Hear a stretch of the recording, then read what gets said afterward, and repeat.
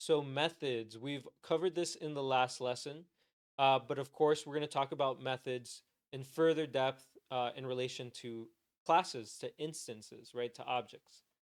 So we already distinguished static versus instance methods. So instance methods are used to define an object's behavior. And then of course, remember a method is just a block of code. So they're called instance methods because they depend and belong to a specific object. And we really use those for the most part to modify the attributes. For example, the getters and setters, right? Those are instance methods.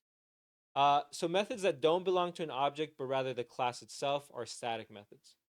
So static methods, they don't need an object, right, to keep track of information. So you might use it for calculations, operations, anything that doesn't require access to the attributes or object-specific data. So remember the parts of a method. This is review. If you forgot, right, definitely check out the next, the previous lesson, previous videos. And then, of course, right, building a method. Here, we do the access modifier. Then we do the return type. Then we do the name of the method. Then we do the parameters, which is the input. And then we define what the method should do, right? The actual code, the block of code. And then we define the return statement. If there is one, right, for void methods, you don't actually need a return statement. If you did want to return something, right, you could put return dog years here, for example. But then you'd have to change this from void to be an int instead, because dog years isn't. All right, so calling methods. Also review, remember, if you have an instance method, you use the object name. If you have a static method, you use the class name. But again, we're going to be focusing on instance methods today. So we're going to be using the object name more than anything. Check out that syntax. And then remember, calling methods, the instance type. So if you're inside the class, you can use the shorthand. If you're outside the class, you do need an object. So here we have the example methods, right?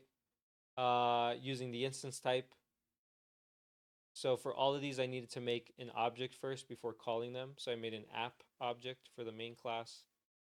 And then app.checkTemperature, app.double2numbers. You have to create an object, right, in the same class as those methods. So these methods were in the main class. So that's why I created an object in the main class. That's the only way I'm going to be able to call those. Now, if you're static, similar syntax from inside the class. Remember, for instance methods, the shorthand only works if you're calling from another instance method. So we'll see that in the demo. And then syntax from calling outside the class, instead of the object name, use the class name. So here's what it would look like. I'm using the shorthand here because these methods are in the main class, and I'm calling them still inside the main class. So I don't actually need to do main.checkTemperature. I could. That wouldn't be wrong, but it's just extra text, making my code longer. I like to keep it short. If this was in a different class, right, then I would do main.checkTemperature.